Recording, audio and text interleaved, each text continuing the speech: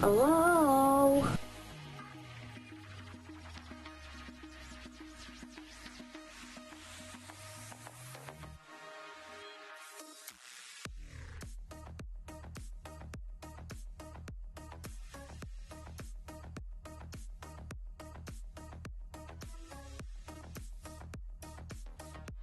Good evening, everyone, and good afternoon, good day, good morning. We are hanging out in the hole. See? Lots of hole. If you look at the map, actually what I've been trying to do is backfill up to about 220-ish, and then attempting to blend some of the wall into flat so that we can actually have good places to build, but I think we've got enough spots we can at least start over the course of the week and the weekend. Yeah. That's a lot of hole. There's a lot of holes here. So we have caves that are being covered by lots of stuff. So I've just been filling them in little by little and trying to cut down the grass by the walls. Ouch. Oh, I guess that's not gonna work. Let's climb up here. Cut the grass by the walls, it sounds weird, to be approximately 3-block wide terraces to get down in further. Hello there. Which doesn't look horrible. It's not great, but it's not horrible either. So we're going to try and blend some of that into filling down into this space. Good evening, Fantastic Sherlock Fox. I do apologize for the delay in start, everybody. This time, there's always a reason, but this time is family first. I went for a walk, and I was going to go by myself, but I invited my son along so that we could do a little bit of Pokemon Go, and I got a little distracted but wanted to spend extra time with him. So I cut it a little bit too close coming back and didn't quite make it. But yeah, having a good time. Half decent mood. It was nice to get some fresh air. So we'll have to see how things go. I also just remembered that although I've got the updated Hype Sheep on stream, I don't have it in the Discord yet, so I do have to remember to do that. Mental note for later. Always something. But it's good. It's all good. What have we got here? Yeah, we had a little bit of fun. Basically, the long story made short with the game is, as you guys are well aware, I'm a fan of Harry Potter, and there used to be quite a nice game they called Wizards Unite, which was pretty much Pokemon Go for Potter fans. But I learned about it from the Potter side, and then I realized that Niantic, as the company, was using the same map for some of the Pokemon stops and gyms that were being used for the Harry Potter stuff. So there was a lovely overlap there for a long time. My kids got into one, and I was into the other, and then the Potter version got discontinued. Yay! And they're rather obscure, nobody really knows much about it, that I talked at least. A game called Inverness is still existing. Hey, no problem, Noah. Thanks for dropping by. I appreciate it. We will see you soon. Have yourself a great night. Rest well. Well, see, if you keep it on mute in the background, I would recommend you actually just go to bed, and you can always catch the VOD on YouTube when I get it put up. It'll probably be a day or so till I remember, but yeah, it will come up on YouTube eventually. These ones do, whereas the Lego not always so much. Good night, Noah. So I can guarantee then you're probably east of me by a good margin, because it's at least 7 p.m. Eastern right now. For James, I'm going to bet we're looking at 10 a.m.-ish. And midnight possibly for across the pond.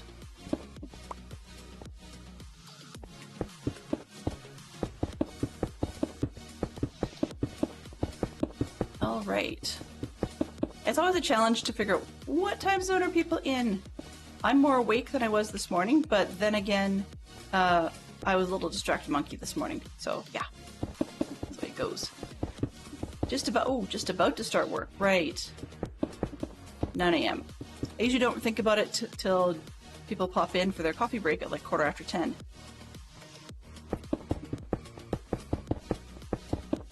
We will be putting down some greenery this stream because we are almost there.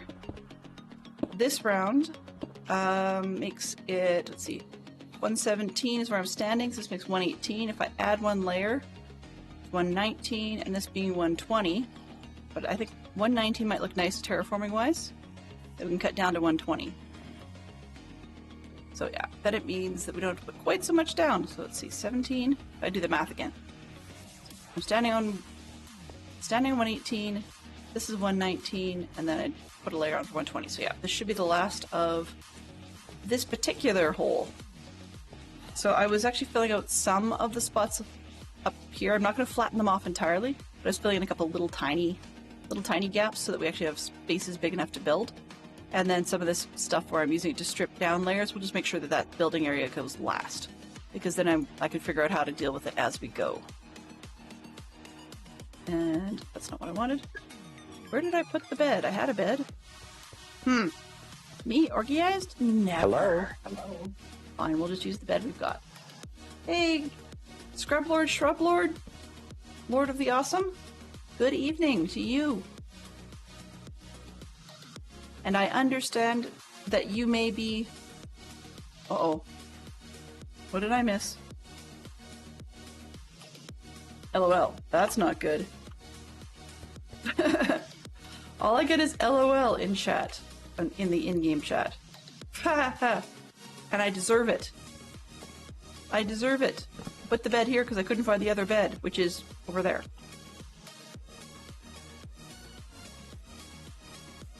So let's get these last pieces put in, then we can add some greenery back.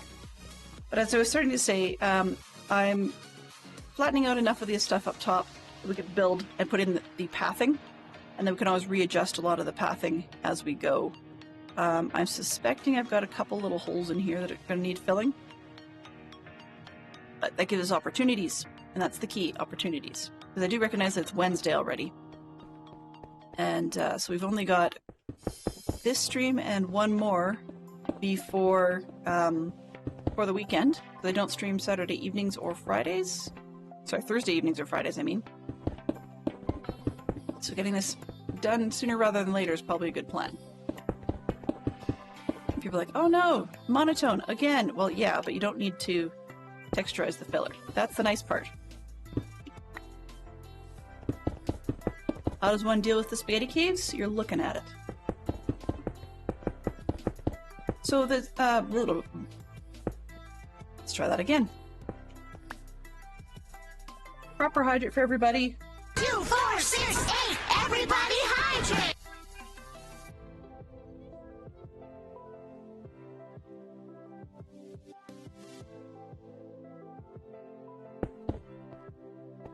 So, for Scrub Lords, I knew that your internet died off this morning. I assume you're probably still at work. So if so, feel free to do what you need to do, or coming home from work, I guess, and just stay safe. And thank you very much for clarifying the answer to my question about Scrub Lord versus Shrub Lord and how that might connect to employment and the history thereof. One of those things I just didn't remember. Awesome, you just got home. So, did you end up with a really crazy long day again today? Because it sounded like it was really long yesterday. 26 in 2 is pretty rough. And then I guess another question is, if you're doing like 26 hours in 2 days, pardon me, for the type of work you were doing, then do you get a day off in between, or are you going to be going flat out for a full, what most people would consider a full work week before you get time off? I will admit, having been out of the workforce for about a dozen years, I don't really have any clue. Round 12, ooh. But I'm hot summer temps though. I guess you could get a tan if you wanted one? If that was your thing. Oh, a tan on your face and neck, I guess. Maybe not the rest. Because being out in the hot sun like that, I'm sure you're probably wearing long sleeves and everything again.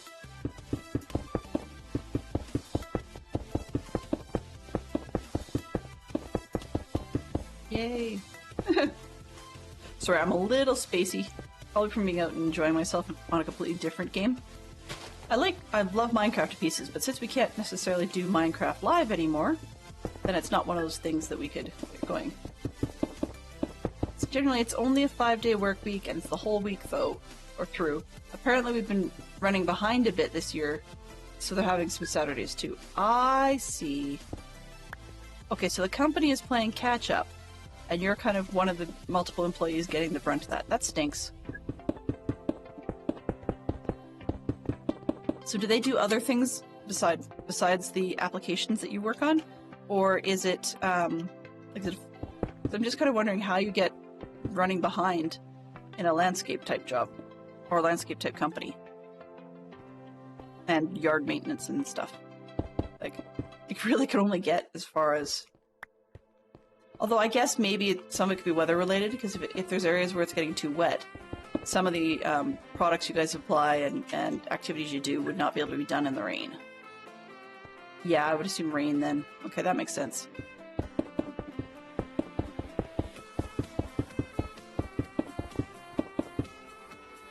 Contracts stink sometimes. Get a certain amount of stuff done in a certain amount of time, and then people are busting themselves like crazy to get it done.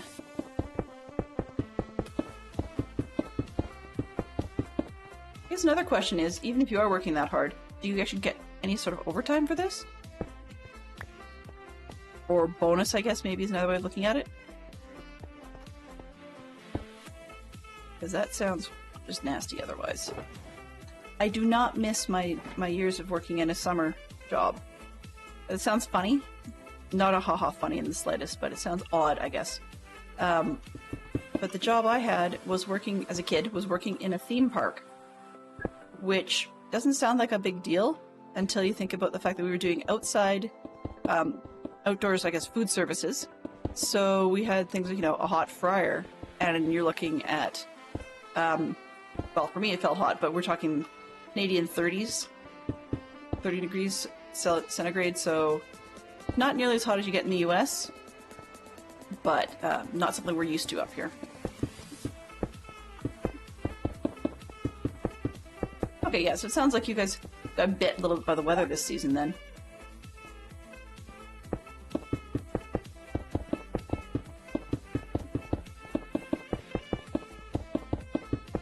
There we go. So we're looking at only about 85 or so, I guess, which isn't all that bad, but when you're standing near an oil fryer, it feels hot. Indoors could be worse, you just don't have the sun element to deal with. But I also felt sorry for my coworkers who were running the rides, because of course it's mechanics, you have to stand in the sun all day if you don't get the right angle on your little happy shelter. And the rest of it is concrete jungle. There is just no green grass to deal with. Nope, actually, I did ask just specifically about the names, that was it. But it's when you started having problems with the internet initially, I started to ask the same question a second time, and didn't get to complete. So no worries, you did answer all of the questions I had for you. Oh, I'd asked if you got a bonus for having the long hours, that's what it was. That's what it was. Because at the rate you're going, there's got to be some major cap. You don't really want to be exceeding labor laws without some sort of compensation for it. That's the other question was. Not critical. I mean, hey, it's just me being nosy. So I had to be careful. Careful what you wish for. You just might get too much information and end up asking more than is necessary.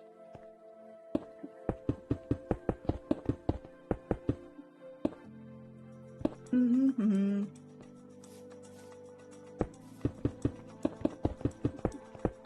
Before I started streaming this morning, my son told me he thought he might be bored this morning. He didn't know what he could do or what he was going to do. He did end up finding an activity, but initially he said he was going to be bored. Or not said he was going to be bored, but he looked quite bored. He said, I didn't know what to do. And so, being the annoying parent, I suggested, well, guess what? In junior high, that's when they start giving you homework. So you know, you could actually clear off the desk in your bedroom and start sorting things out to be the way you like it to be. the look he gave me, I wish I had captured on camera, but it was definitely one of not being impressed.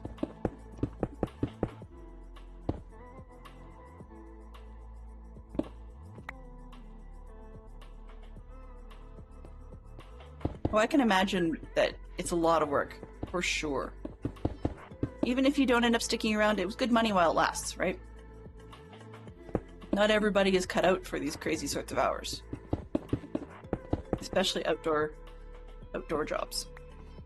And it's just not to some people's skill set or taste. You know, that's fine. Take care of yourself, right? No use in tearing yourself apart just to get a little bit more money.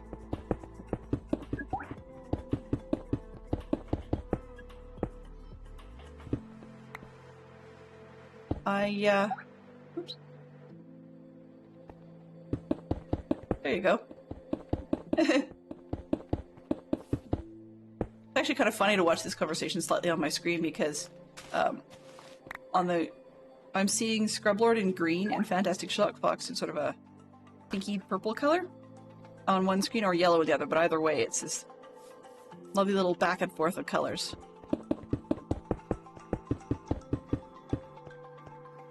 What do we got? Okay, it's one box down. There's another one.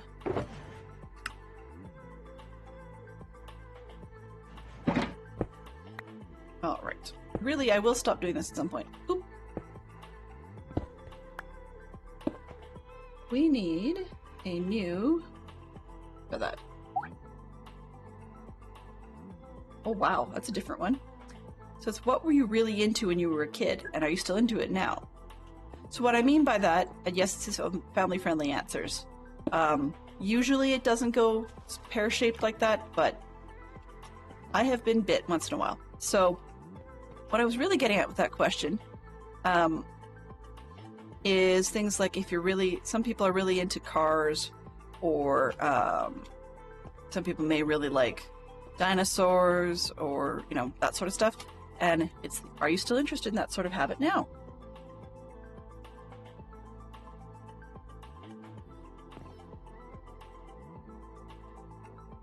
Let's see.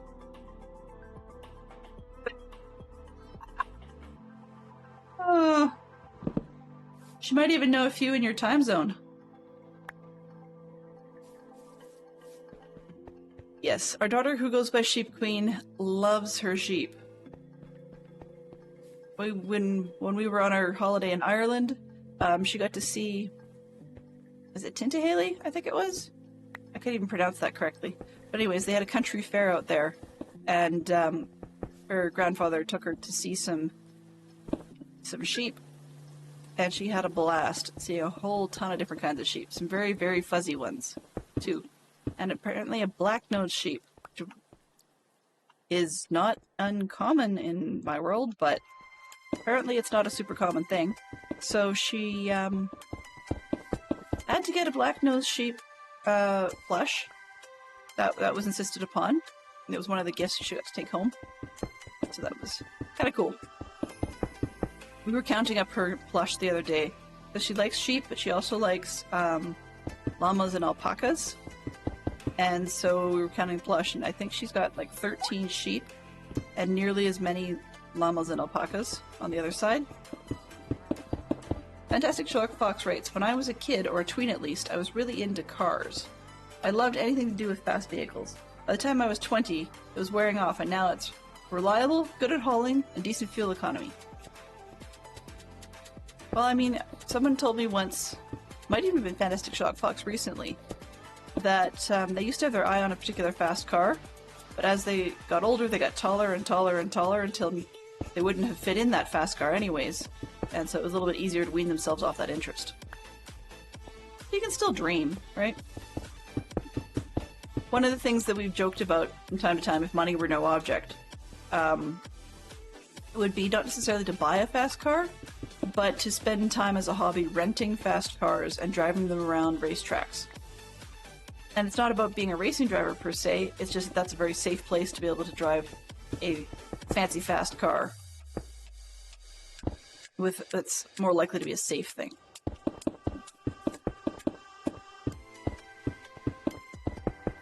Well, when Fantastic Shock Fox got back into having some limited video gaming time, one of the suggestions that I thought I had made to him, but I can't recall now, I know I meant to, was to suggest that he get into playing some of the car racing games. When we first were getting together, one of the things I would do is sit and watch him, happily sit and watch him for hours while he played racing car games. I don't know why I liked watching that. It sort of doesn't make sense, but we used to, I think it was Need for Speed was the big one he played for a while. I mean, there was a bunch of Gran Turismo and a few other of the popular car racing games. And there's some half-decent ones out there. I mean, like, I know Forza's a half-decent one too these days. And then they've also got some Lego games as well that were sort of, I think it might have been Horizons that had some Lego levels to it. So one of the guys on the internet, Blitzwinger, was playing through some of that. Now, while his particular energy style is probably more Noah's speed than mine, he was definitely a very interesting player to watch, and he was racing a lot of the games rather, and he was good at it, but he wasn't necessarily sort of in-your-face type of attitude about it, and wasn't a perfect player. And that's one of the things I liked, was that I was watching someone who wasn't a perfect player. It's kind of fun to cheer people along, cheer them on. And when you know they're just playing against a computer, to some extent, the computer can be learned. As in, you can learn to beat the computer because it's not fully AI to learn from you. So it's not necessarily always pushing the player. Once one ends up with a style that works, then it can be applied to a lot of different tracks. So some of the players very rarely have problems coming in first, or very rarely have problems getting the earnable achievements that will let you level up your cars. I am dreadful when it comes to racing games. I think if I spent hours at it, I could probably teach myself to do it. But I just haven't found them fun enough to make it worth spending the hours. I'm more the building and management game type. But not just creative mode. I mean, Minecraft creative mode is cool and all, and a few other games in a similar vein are neat and all, but I sort of like the survival to create aspect. So some of my builds aren't super exciting because I play them the games like a wimp, but I make a point of preferring to gather all the materials that I build with myself if I can, or at least a portion thereof. I mean, gathering all the dirt would bore the snot out of anybody. But at least a part of it I have. I didn't just simply say, hey, everybody, I need a ton of dirt. Can you just all donate dirt? And I've never in my life have scooped up a single block on my own. That's not my style either. Hold the phone! Okay, we're just about done this part. But it's kind of funny because some of the people in our community are into some of the basic Nintendo racing games, simply like the Mario Brothers and so on. My speed is often more like the pseudo Mario Kart that some people can run on their stream, where you basically don't actually have... Oh, that's low. Great. I'll have to fill that part in. But where you basically don't have a whole ton of control over the character. You pretty much just let it go and the game plays it for you. And that's about as good at those sorts of games as I generally tend to be. It's not that I don't want to be good at them, it just, as I said, there's not much that really caught my attention. 18, I guess it's 18, this would be 19. So if I put, what did I say I was going to do? Did I say I was going to build it up to 20 or build it up to 119? And blend up to 20?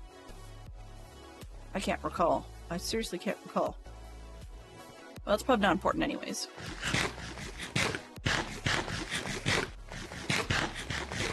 I'm not too bothered actually, because I've got a 5-block stone generator that I can actually stand at with a beacon that will let me go faster.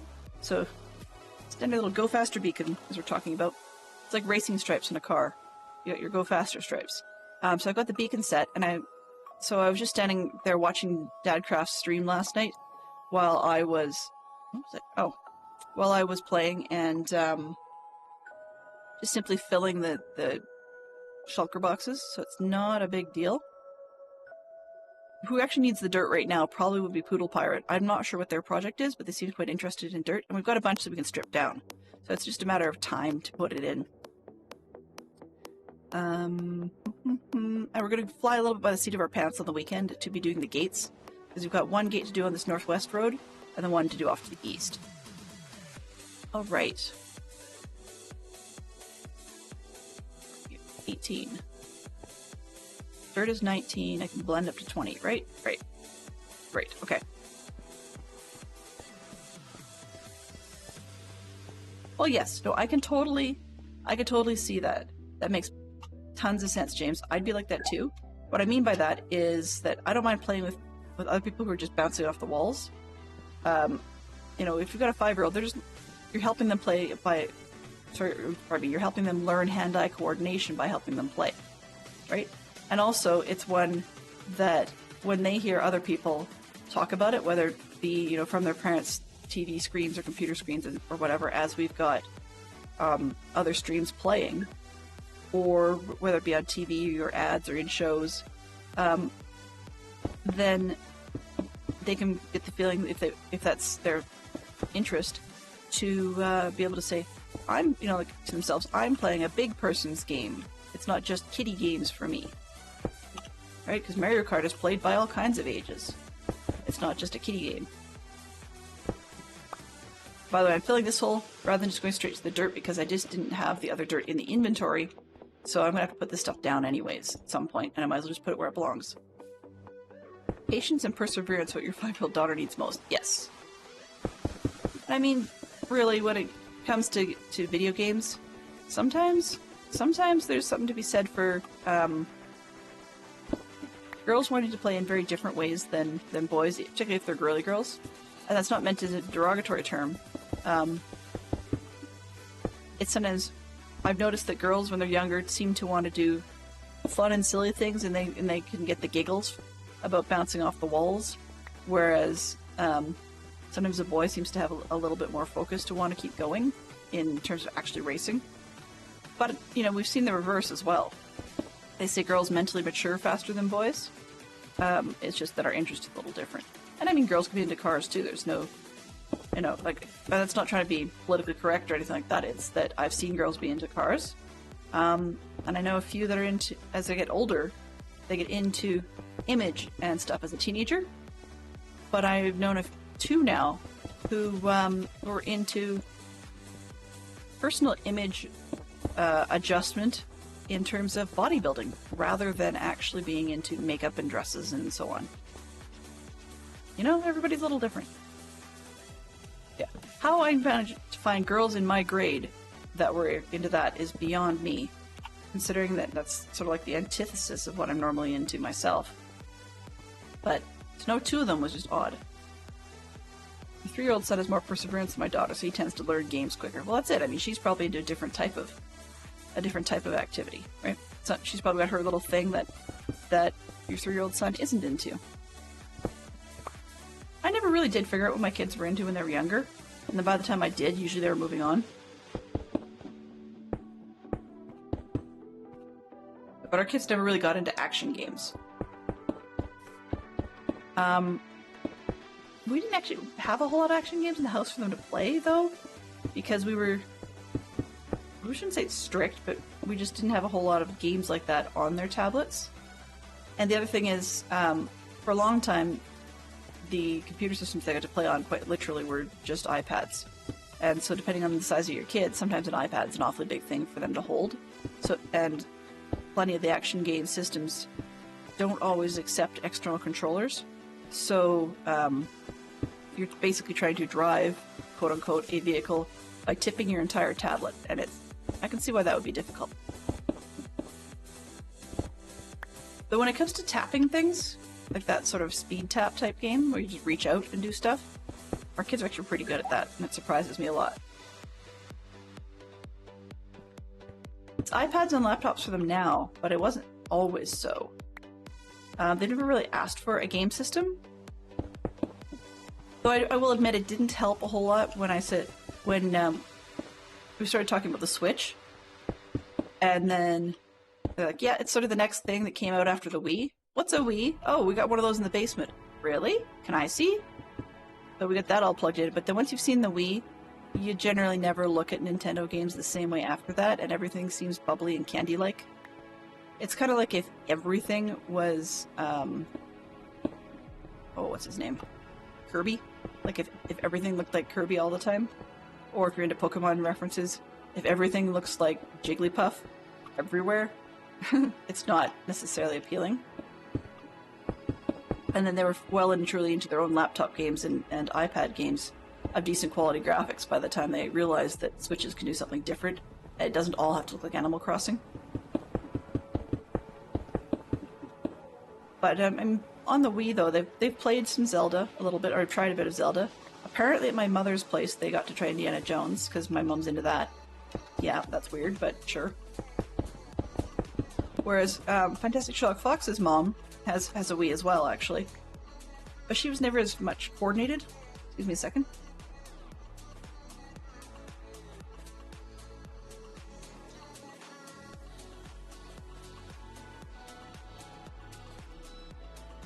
That scratchy throat I had yesterday is back again, so I'm not quite sure what's going on there. It's almost like I take a sip of water and there's dust or something that you swallow as part of the water, which makes it worse rather than better. That makes no sense. So, I don't know. Who knows? But yeah, so my mother-in-law is actually, she's interested in watching video games. I would not be surprised at some point if she'd be into playing video games. So right now, bridge is more her speed by choice. I think it's actually has to do with potentially disturbing the dust that we had possibly had built up in the house from our 2 weeks of vacation. Hello?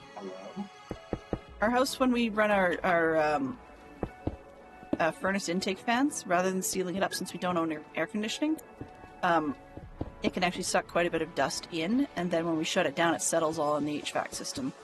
And then when we start things up again, it just starts blowing around the house. Hey, Tis for Truth, how are you doing? Normally it's not a big deal, but yeah, if it does start to bother me, I'll probably fire up a lemon tea this evening. You can find up throwing in some ice just to cool it down.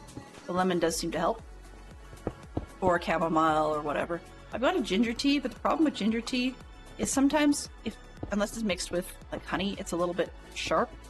And I don't like mixing it with honey, even though it's a more natural sweetener. Just because I find, well, easily honey is too sweet, but also I haven't had a chance to look at the honey that we currently have in the house. Sometimes we just go for, whatever is in the store. And other times we actually go for very unfiltered, unpasteurized honey. Because when you get heavily filtered to heavily pasteurized honey, what actually happens is the health and safety rules to supposedly remove all possibility of bacteria from honey. Yes, that sounds weird. But the processes supposedly making it safe actually make it less naturally safe than it would be otherwise. So truthfully, it's counterproductive. But, that's okay. And you lose out on a lot of the exposure to natural pollens and things. But we're gonna have fun. The new vacuum tonight.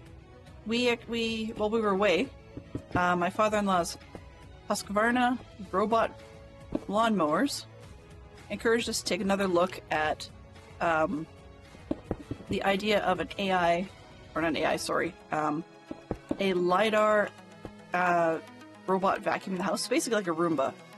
But our current Roomba that we have is still one of the older variety that has to be, it's a smarter one, but it still has to be run by putting up little wall items to keep it from going in places it shouldn't. It's not that smart in terms of detecting things like curtain cords and stuff, or shoelaces. And it wasn't great at dealing with long hair, which my daughter and I both shed quite heavily. So, yeah, we're not quite heavy like a pooch sort of shed, but it gets places, breakage and stuff. Anyway, so while we were away, seeing his lawnmowers encouraged us to think again about getting a new robot a new robot vacuum for the house. So yeah, we go on vacation and think about things for the house. It's not, it's not thinking about streaming or work or whatever at that point, but it's still, you go on vacation to another country and you think about home. I don't know. It seems weird to me, but whatever.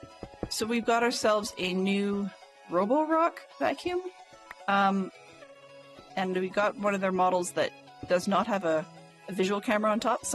One of the flagship ones does, but this one's a vacuum cleaner / mop, sort of an all-in-one deal, which apparently has enough brains to realize that you go and vacuum a spot before you mop it, rather than being just a robo mop. And that's great because then it'll check and see if a spot is too dirty to be mopped before it goes and does so. So yeah, I'm hoping that the LiDAR version will be a little bit better. That's supposedly what they're scanning with these days to help map out the rooms, and that'll be handy as well because it makes it a little bit easier to draw on the lines. Don't go here, and it will leave you be. So we'll see.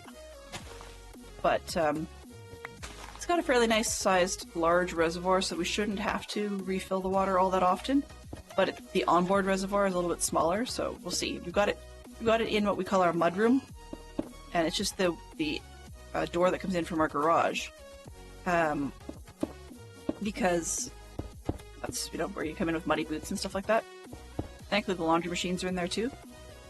But we unfortunately will have to move it out of that room, I think, because the room is a little narrower than we originally planned. Or not planned, sorry, originally thought it was, and the vacuum setup's a little bigger. So it's eating a lot of space in the room. The other part of it is it's got a door there that we do close from time to time if we forget to open it, or if the vacuum cleaner accidentally closes the door itself, that it just is trapped in the room and that gets it nowhere.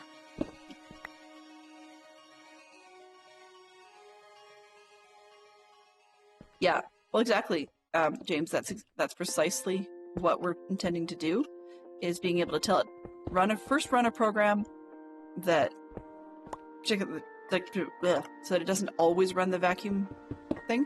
So first run a program that's just vacuuming, and then maybe mop like twice a week or something like that, or whatever. And then we can have a manual triggering of the mop cycle if something notably messy has actually happened. Some of the biggest messes we have are the fact that we all drop crumbs, or we all track in a little bit of dirt, because most of our charging stations for things and stuff is in our kitchen at the other end of the house from the front entrance.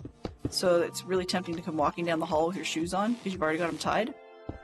So that's a bad spot for dry footprints all the time.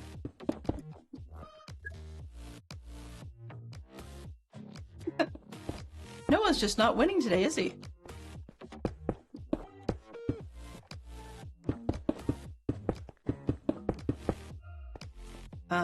So yeah, I don't know, James, did yours actually have a base station for it that has a mop bucket to the system? Or do you actually have to fill the unit directly? The model that we purchased doesn't come without a base station unit that has the water reservoir in it, but I don't know how often it needs to be done. Ah, I see. Okay, yeah. One of the things that intrigued us about this model versus some of their other flagship models is that compared to some of the other models, this one has a little tray that you can pick up and take to the sink and scrub out when it starts getting too messy. So that means that the mop will come by, or the vacuum mop unit will come by, and when it's charging, it can actually run its own mops over little scrubby points on the main base unit, and thereby clean itself. And actually will heat dry the mops as well, so hopefully they won't stink, which is kind of nice. And so by doing that, a lot of other models, you would actually have to try and find a way to get into the machine to clean it all out when it cleans its mops and stuff. Or, as one reviewer said, or you can try and pick up the entire base station and take it over to the sink and scrub everything out that way, which of course is ridiculous. So this one having a nice little tray at the bottom that we can pull out sounds like a bonus to me. We've got, I think the S7 is the one that has a camera on it, and then for the S8 they got rid of the camera because people supposedly had security concerns. But we're looking at the, oh shoot, what is it we've got now? It's a fairly new one anyways. Fantastic Sherlock Fox can probably tell us, but they came out the S7 and the S8 first, and then they got these other ones. What do I have here? Oh, empty, empty, empty. Okay, am I actually out of rock? Woohoo! Yay! Okay. That's good. That's very good. I have this weird feeling I'm gonna need gravel for something. I don't know what. Can't remember what. Let's put those away. Those away. Ah, the Q Revo. Yeah, it's a fairly new one. Pretty pricey though, as all the Roborocks are. I'm hoping it does a good job. It would be nice to have a decently clean place. Oh. Okay, well we know what to do with eggs. There we go.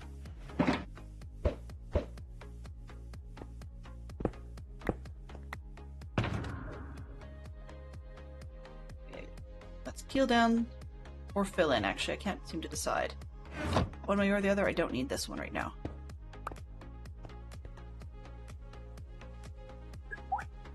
That's not quite such a deadly hole, which is good news.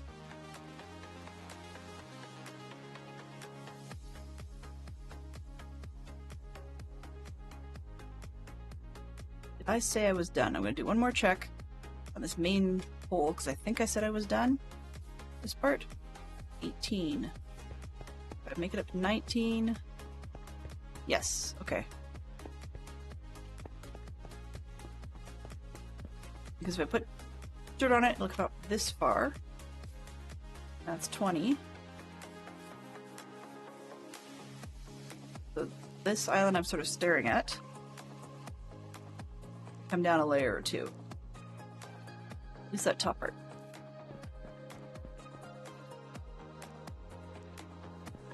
Well, considering that we had, we have a, oh phooey, the iRobot version of the other vacuum we have is actually supposed to be our, sorry, the Q Revo Roborock one is our third remote vacuum I think we've had, possibly fourth. I think it's third that we've had. Yeah, we originally got it for the vac as well. Partly because we had the dog. So having a dog that shed or brought bits of dirt in here, there, and everywhere was quite nice. And yet having to take out a full-size vac all the time to chase the dog was not pleasant. And at the time we were using a built-in house vac, one of those, mount on the wall deals. So all the hosing and whatnot just to chase the dog down was not pleasant. So that's where we started with these whole robot vacuum things. And it seems kind of lazy, but I'm going to throw Sherlock Fox under the bus just for a second here to say that he still has OCD tendencies to some extent that are not necessarily a bad thing, but he's the son of a former army individual, so had it. Oh, and a neat freak mom. So his idea of keeping things clean is a little more strenuous than mine. So it was actually an interesting conversation to say, yep, we'll let the vacuum run, 3 to 4 times a week, maybe a little bit more, and then we'll pull out the big one and we'll still vacuum on the weekend. My brain's going, what?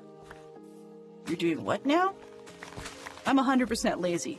I would let the thing run absolutely every day if I had to, all over the place if I could, and then only pull out the big vacuum when somebody's coming over. Like, I'm totally lazy.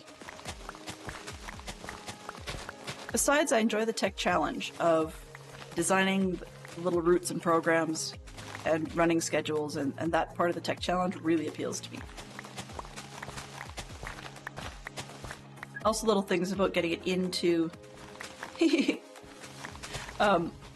little things about getting the robot to be hooked in with the household smart system, such that when the robot could be triggered to not run, say on a Saturday when everybody's home, like during the day when everybody's home, but then be aware of when we've all left the house and run when we're away. Like that's another possibility. I don't think we've ever named our robot vacuums. Part of it just because calling it the iRobot was actually kind of just handy. It just seemed kind of fun. Partly for the, I think maybe the Asimov reference. But this one might need a new name.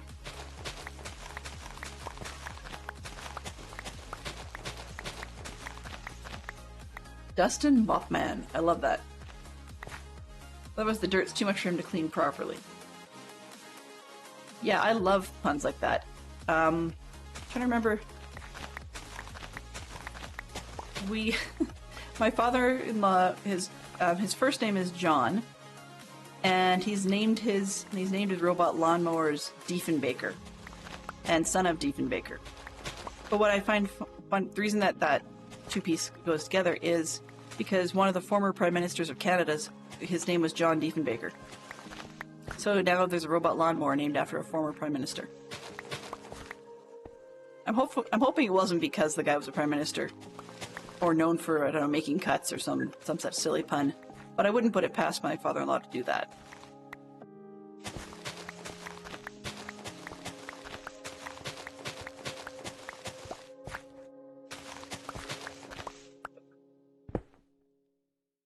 I mean, robot vacuums are probably a little bit like pets in that whatever name you give it, if it's not universally agreed to by the entire family, you're going to get a whole series of nicknames for it regardless.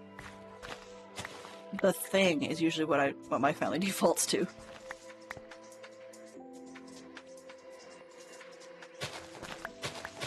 You know, it's funny that you mentioned a car like that, Tiz. My my brother's car, the whole series of cars he's had are almost always the Craw. The Craw. And I when I first heard about him saying that, I didn't really get it, because the Craw, to me, was actually a rather cheesy reference to an old Maxwell Smart spy TV show episode, and making fun of Asian people who couldn't quite speak clearly. But turns out it's actually not at all. It was just that the first three letters of his license plate got to be KRA, and so his vehicle was the Craw, which was fine when it was some sort of what was he running at the time? A Honda Ofui, it's called. Anyway, a type of SUV. And so it was the Craw, which worked well because he would actually drive it like a sport utility vehicle it was supposedly designed for, not the way city people drive them. As in, it's been to Death Valley and so on. Anyway, so it was the Craw, and then of course he traded that one in, got a different vehicle, and it became Craw 2, even though it was still the same license plate. Thanks, Fox. That helps. Yeah, so it was a Honda CR-V, and it got to go all over the place. It was an older model Honda CR-V, so it actually had features that a lot of the modern ones don't. It was boxier, but I mean, in the modern ones, you don't actually often get things like a basically 4-person seating folding card table that you can just lift out of your trunk. That's pretty cool. Or out of your hatchback or whatever. That's pretty neat. It's not a feature you see anymore. It's the type of thing where it still had the vertical mounted spare tire, whereas a lot of the later models, it's undermounted underneath your vehicle, just to give you the flat bed, or it's under a panel in the back seat, which is kind of interesting, except if you get a flat while you're hauling any serious amount of gear, then you have another issue to deal with while you're trying to get at all the equipment to fix your own flat. So, yeah. There's a reason I have an Auto Club membership. I've only ever had to trigger it once, and that was for a lockout, not a vehicle. Flat tire. So we have the Champion of the Hill, which has been triggered. Thanks to, I don't know who triggered that one. Geek out. Oh, Bob the Fox. There we go. Let's see who's the winner of the Champion of the Hill this time, and what have they used today? So once again, exclamation point join if you've got a moment to join the Champion of the Hill battle. And anyone can do that for free.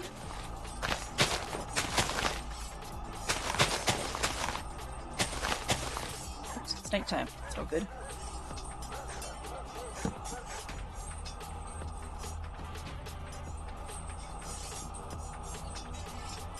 Alright. How much we leave this one here because it's red, you know? Where was I? What was I doing? Aha. There we go. I love it. If you actually listen to the little sounds from the Champion of the Hill every once in a while, you guys probably don't hear it all that well, and I could always up the sounds on that one on another run, but it makes little noises like something dying. It goes, bleh. Oh, and the winner is James with the giant match. Ooh. Try to set things on fire. Perfect for a very fiery summer that some of us have been seeing. Woohoo! So is that a strike anyone match as opposed to a strike anywhere?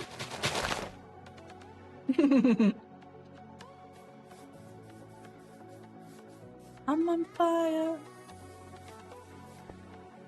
120. Okay, let's pull this out.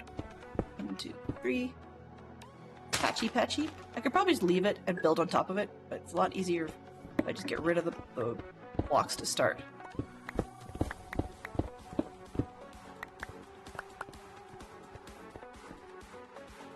Then there's the other meaning of being lit, which is like being 3 sheets to the wind all at once. And having an interesting party night. What have we got? Okay. That's not what I wanted. I wanted inventory.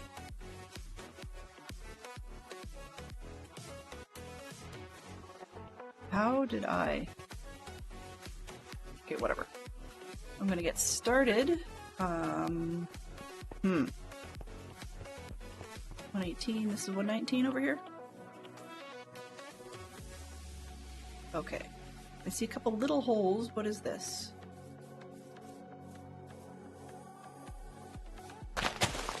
They're inoffending little holes, right? We're just gonna fall in?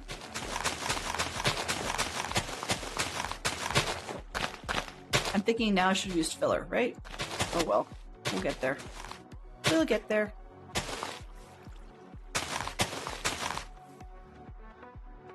What do the kids say these days? Getting lit. I don't know. That's what us old folks use. Wow. Okay. Let's not go teaching Noah new things today.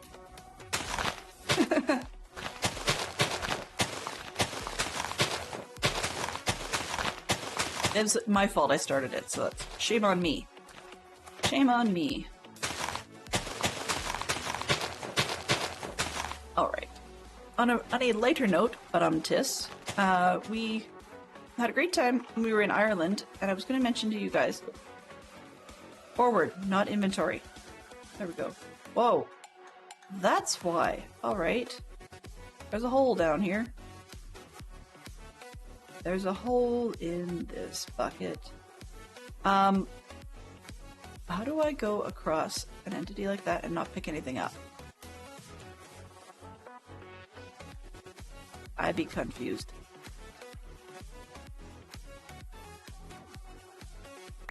Got it. Okay. Where am I? I'm wandering absent-mindedly. That doesn't help anybody.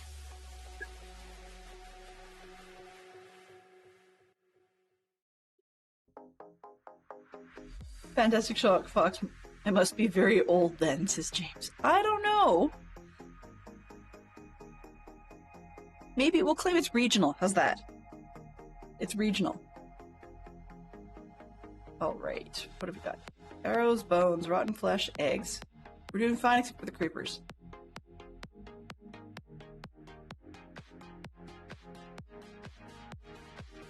Okay, so I'm gonna go back to the other side and start trimming down again. I'm trying to get at least 3 blocks wide in strips. Now it's pretty predictable when I do it that way, but as I had mentioned earlier, we've got a lot of it high space, really high space. So I was trying to blend it down towards the main level, but it's a little bit challenging. Always easier to build up from the bottom, but then you need a lot more dirt than you think you do. 1, 2, 3.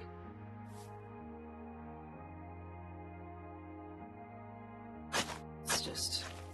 Oh, that's not what I want to do. Gotta think. Something that's in short supply. Alright.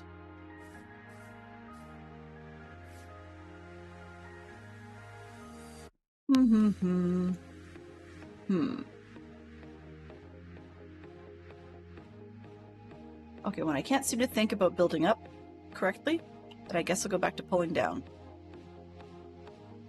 It's more of a default, really.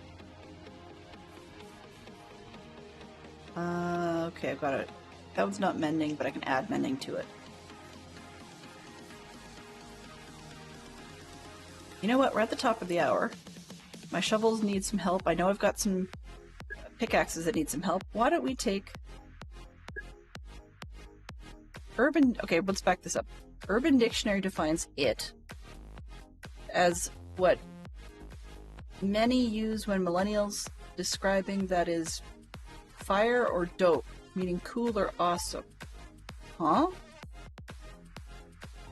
Oh, to get lit. I see what you mean, yes.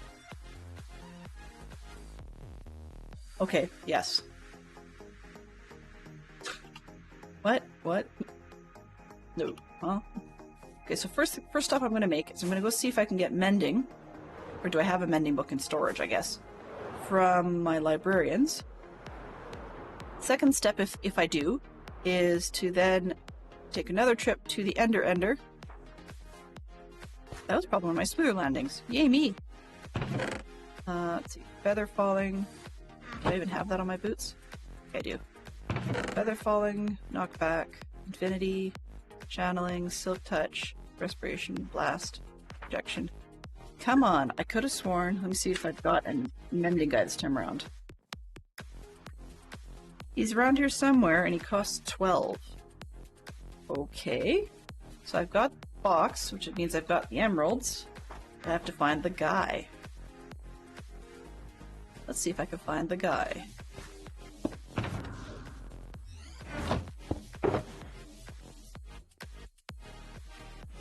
Oh, whoops. I need the books. Do I have the books? Well, that's not helpful.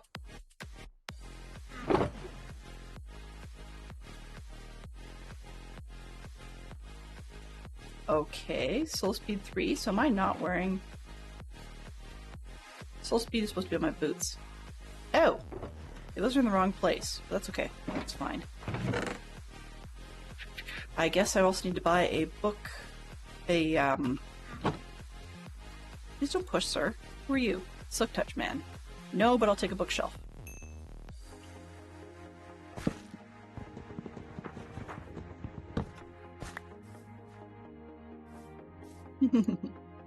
Okay, so we need to find the mending guy. If I can't find him quickly, then we'll just give up on that. Efficiency. Oh, you're the one that needs to change. Feather falling 4. The plan, once I actually... These are the ones that are mostly locked in. Flame. Okay. This might be a lost cause. Yeah, this is going to be a lost cause. I'm going to see everybody except the one I need, right? Ooh! Then again, you know what? Let's get all 3 books because I'm always going to need them for something or somebody else will.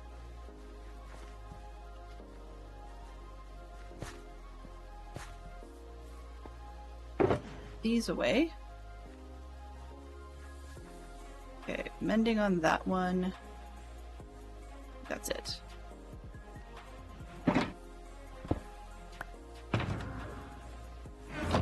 That actually worked out better than I expected. I just heard a bloop. Oh, that. Ads! Ads stink! I don't like ads.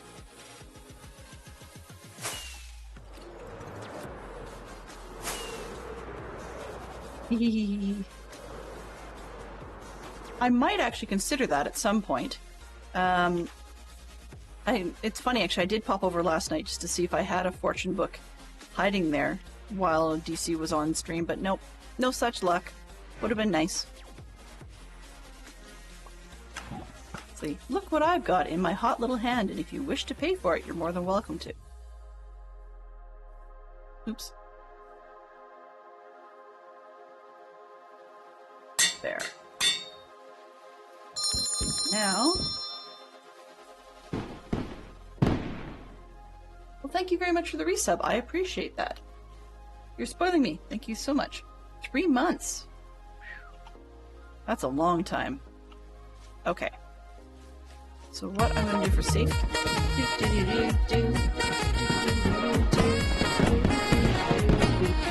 Mmm. 2 gift subs. Why, thank you so much. You're spoiling me. Let's see who got them. Congratulations to... Mockbar24 and Benson! Yay! 2 good recipients. Awesome. So what I'm actually going to do is I'm going to put this one in there just so I don't lose it. That's all my regular stuff. We're good. The other ones that need fixing are in here. And let's take that break and head off the Ender Ender. It's not the world's most exciting place to be, but it's definitely not here. I'm just trying to see if there's any other errands that I want to run while I'm at it. Why not? 6 cooked chicken? Sure. Okay. Oh, right, James. I just remembered. Tiz has access to both. 2 gift subs. Nice! It's epic. It's epic. So, congratulations to the gift sub recipients in this case are ITT Tom and Wolfen. Yay! Amazing. Which reminds me, yeah, Tis for Truth has both hype sheep. Where's it going? This that Poodle mentioned in stream this morning before you were able to be around that Poodle Pirate hype train. Wow. Thank you, Fantastic Shock Fox, for gifting a tier 1 sub to Noah. I appreciate that. That's amazing. Excellent choice. Where was I going? Oh, wrong window. Wrong door. See, I got myself turned around. But Poodle was mentioning this morning that she's got a project underway that needs lots and lots and lots of dirt. Because I've got the opportunity to strip down the dirt at my base and to fill in with stone in a lot of cases, where I had been earlier using just dirt, I passed your boxes on to Poodle. And I think that's going to help Poodle out quite a bit.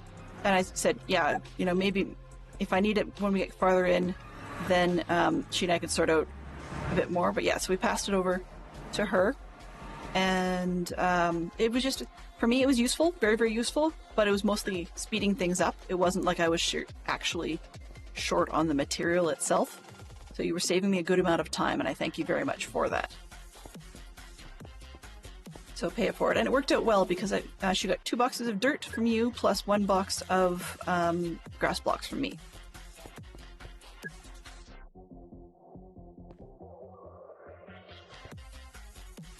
So many generous people today. It's amazing. Woohoo!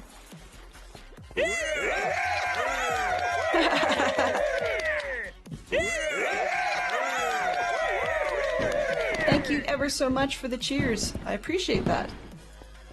Oddly enough, that doesn't happen all that often, and it spoils me every single time.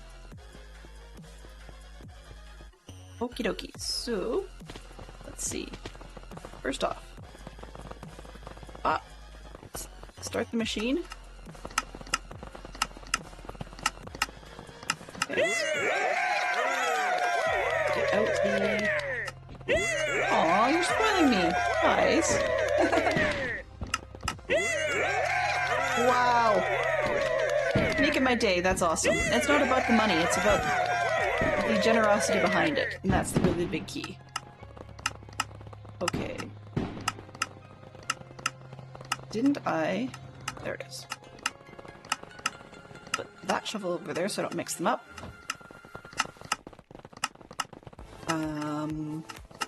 Leave myself some space. Borrow this one, because it doesn't have looting on it. The don't lose me shovel! There, let's see if we can get some repairs done. That's what I was doing with the picks last night, was just filling the shulker boxes with stone. You line up just right, you've got everything nearly insta-mine, and you just stare at DC's screen while you hold the mouse button down. That's really all there was to it.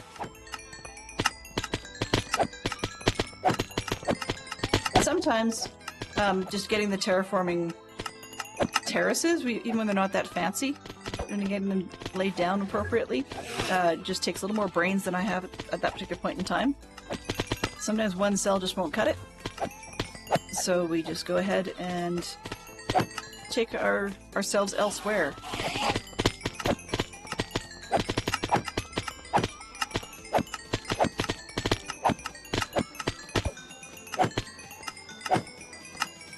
Oh man, sweeping edge, where's the parity with that? I'm missing that somehow. Scrub, there's something funny there and I can't quite put my finger on it.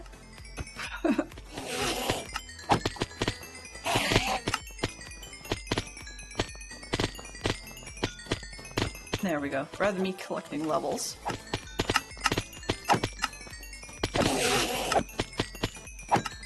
Oh! I got it. I got it.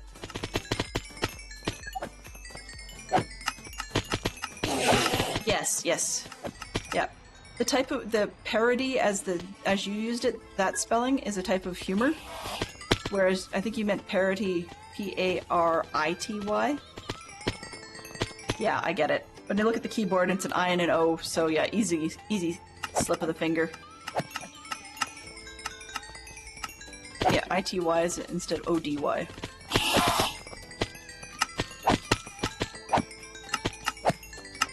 See, there you go. I said I couldn't put my finger on it, and it turns out I guess I was right.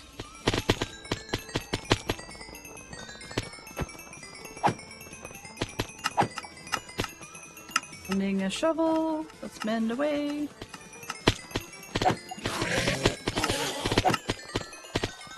This is why you guys may notice that compared to what you're used to in the past, this is actually a relatively quiet Ender. Because if I turn off the muffling, it becomes a whole different kettle of fish.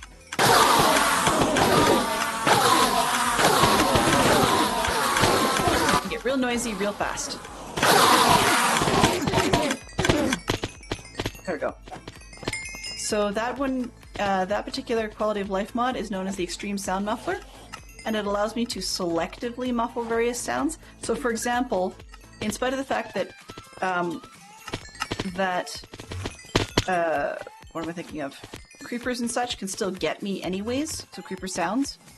I don't have that issue that quite the same that DC had last night, where because he had turned down his hostile mobs while standing at a spider farm, then he wasn't able to...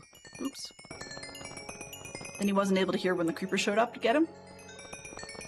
I don't have that issue as frequently because by extreme sound muffling, I can do one of two things. First off, I can make it so that it's just, say, the Enderman, or whatever. But the second thing I can do is that I can also do it by zone. So for example, the Endermen are only muffled like that here, whereas they're not muffled like that anywhere else in the world. And that's a really, really nice mod to have, and it's one of the first I usually look for when we've got a new version release. Did I end up with... Oh, not bad for junk this time. That's good. No heads and stuff in my inventory this time, which is great. Okay, what do we got? Empty. Almost empty. It's quiet again, so it's time to turn it off. There. I did not throw the sword! Yay! I am partially responsible for the fact that it's version 3. There we go.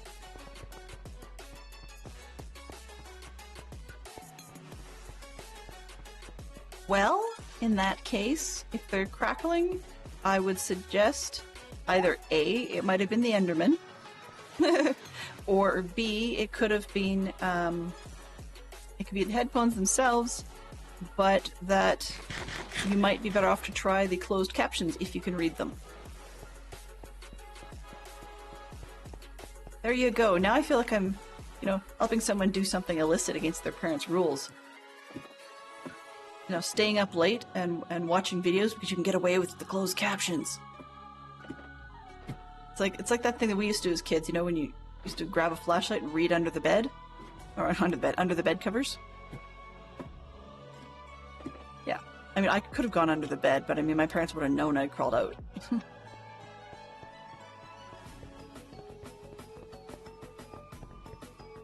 I'm very sorry to hear that. Well, we don't have too much longer, and as I mentioned before, if you need to, there's always the VOD when it's a bit of a better time for you to be watching. Under the bed, yeah, under the bed was dusty. Mine was dusty too, and it often had, oh shoot. Well, let's do this again. That's what I was thinking it might have happened. Okay. We're back. We're back, fully loaded, I suppose.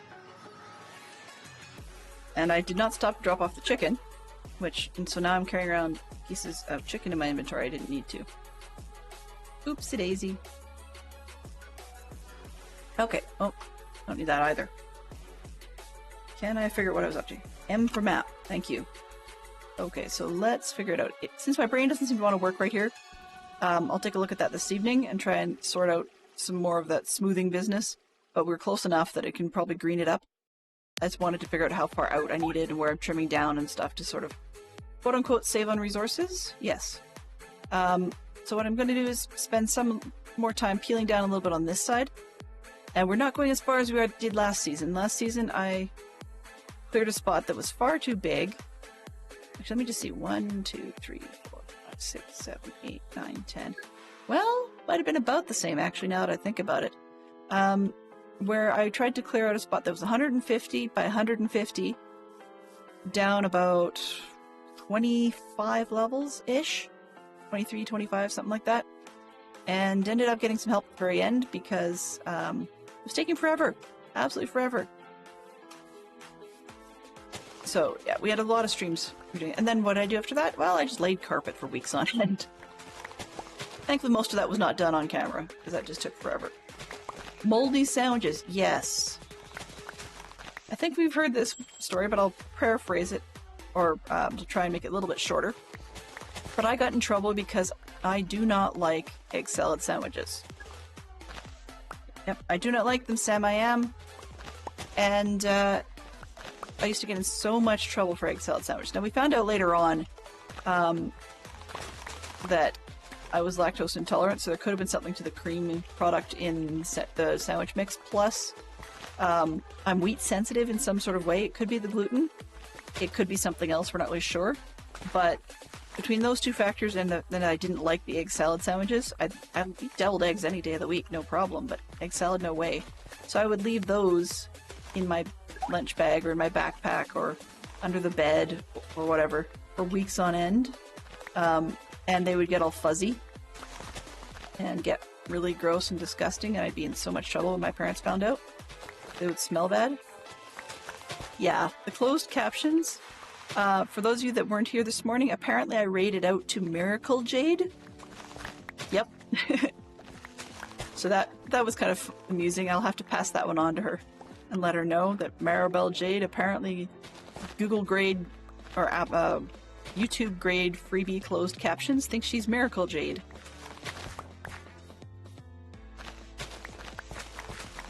So yeah, I have to be careful as well when I talk about Poodle Pirate, because it doesn't always come out as a dog.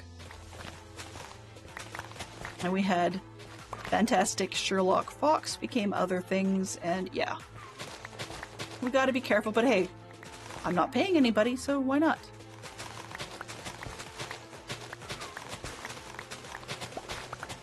I mean, it's kind of fun to see some of our favorite creators getting their names messed up once in a while as well.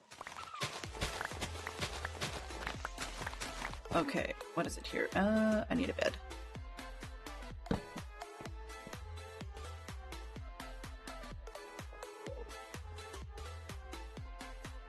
Yeah, that's about the size of it.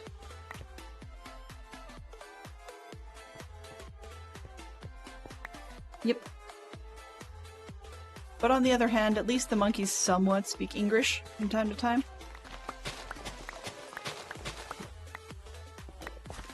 And the closed captions didn't pick up what I actually said there, which is fine.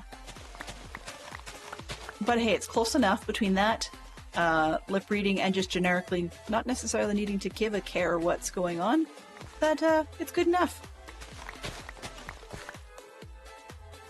I mean, if it was, oh my goodness, the world is falling around, crashing around down our feet, etc.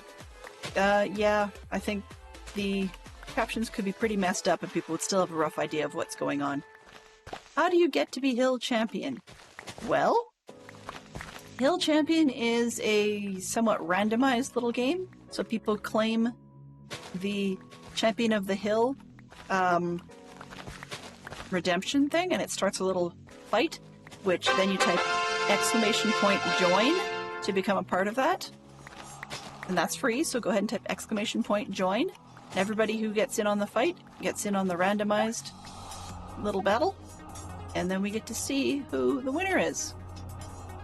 With all sorts of strange objects. It can be, we've seen a donut, we've seen a frying pan, I think we've got a giant match, sometimes it's like a flip-flop sandal. We've had a teapot, that was a quite popular one. We used to have a cactus, which they would call a planty for some reason. No idea why.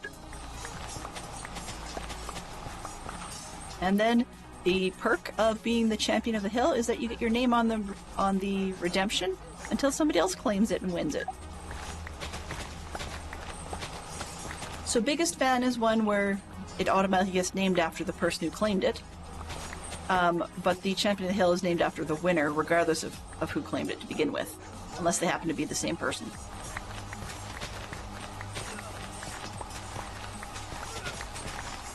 Right. The frying pan is the best. The frying pan is very Disney's Tangled. I'm thinking of, they need a battle of like kitchen implements. Somebody gets a frying pan, somebody gets a good old-fashioned wooden rolling pin. And we could use someone using a good old rug beater. Wow. Okay. So Scrublord got it briefly, and then someone else claimed it right away. So we have a second battle back-to-back. Feel free to rejoin. !join and see if Scrublord can retain his title, or if it's going to be immediately stolen. That's okay.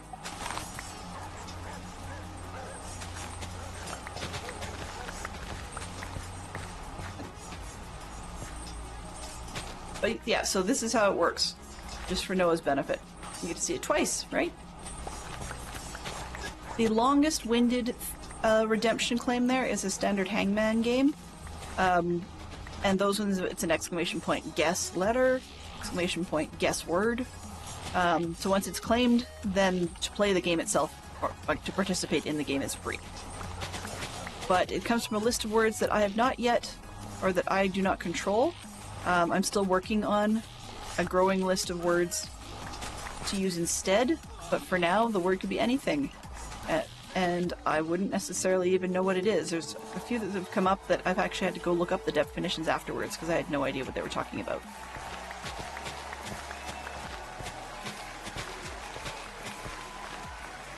And the new champion of the hill is Fantastic Sherlock Fox. Yeah, I think that was slightly rigged for Fox. Maybe we'll let it cool down for a little bit. Just chill, and then we'll trigger it again later. See if we can get Scrublord his crown back.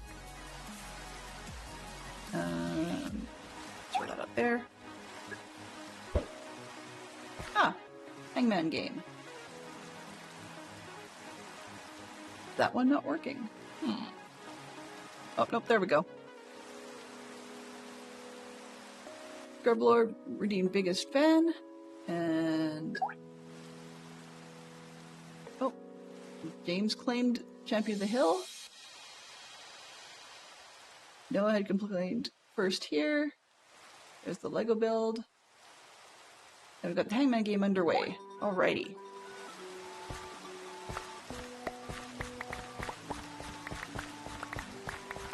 Excellent thing to do down the to see down the side while we've got other items on the go. So I have not responded to the question of the day, but might as well. When I was a kid, I was really quite into... trying to remember. Probably, I was gonna say dinosaurs, but then again, what kid wasn't? Girls or boys? I really don't know. Maybe it was dinosaurs? Thought I had an answer. And then I was like, oh, yeah, it's... Oh. And at one point I wanted to be an astronaut. And I guess you could say I was really into bugs. That's probably a good one. Because... We've talked about this before, but I was certain I was going to be an entomologist. I wanted to study bugs for the rest of my life. I thought that was going to be the world's most exciting thing. But you need to study spiders too. So yeah, that was a stopper right there. Me no do spiders. No. No, not happening.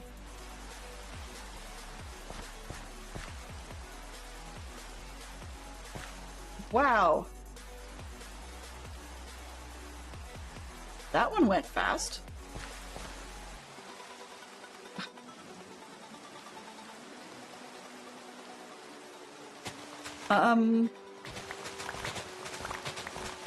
Panacea. I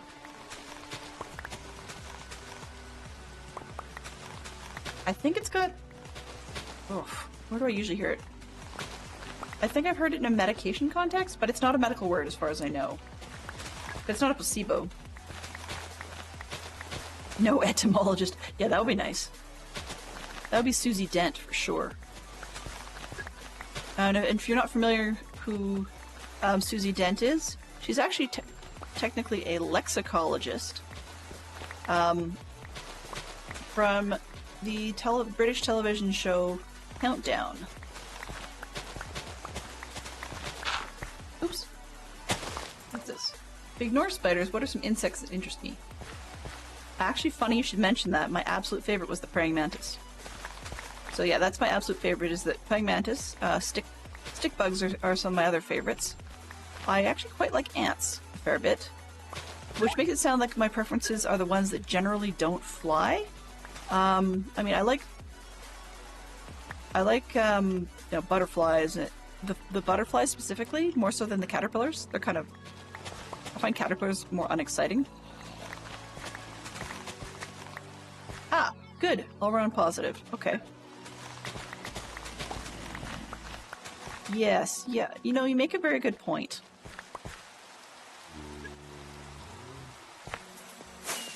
Besides, I can go sleep away... Oh, I can't quite sleep away the rain. It's not a thunderstorm.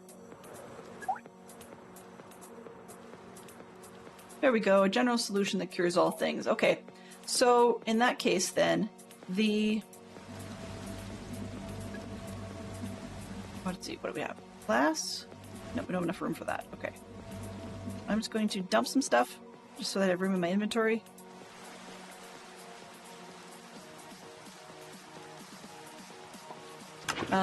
So things like the military often thinks that they've got what could be more or less a panacea drug, I guess, for being able to give it to people, and they can more or less keep them from getting sick from just about anything, no matter what weird part of the world they send them to.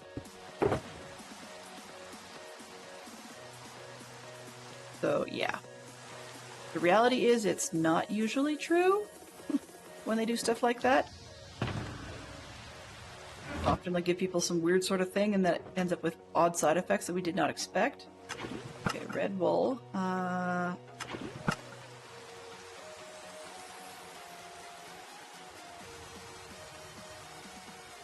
know, it looks like I'm putting things in my inventory, but I'm sort of trying to reset some of this stuff. Actually, yeah, those I can put away real quickly. Let's leave those. Yeah, I can put that away quickly. That's reasonable, right? Yes, reasonable. There we go. Noah really wants to have that champion of the hill position.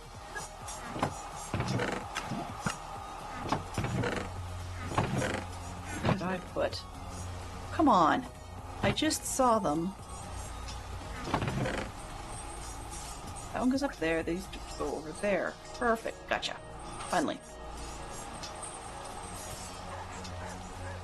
And those go in here for now, I guess. Alright. Fantastic Dog Fox from Tiz. The only thing I miss when I'm off-grid is now I have to guess the answer to that question.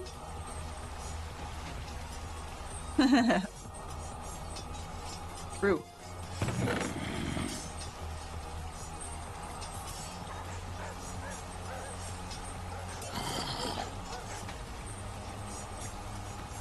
Did you guys not get to sleep? Aww. No, it worked at some point, so maybe you just didn't sleep well enough last night. Sorry, guys. You need to sleep better at night.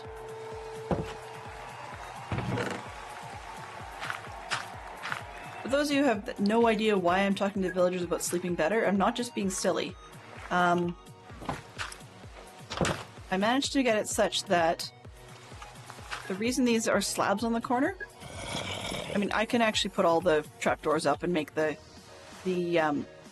zombie not visible to the villagers, but it actually works out such that at night they do go looking for their beds, which means that they're making less eye contact with the zombie, and when they manage to find a spot to sleep, the zombie can be looking all over the place, but he doesn't connect with the villagers. See, like this?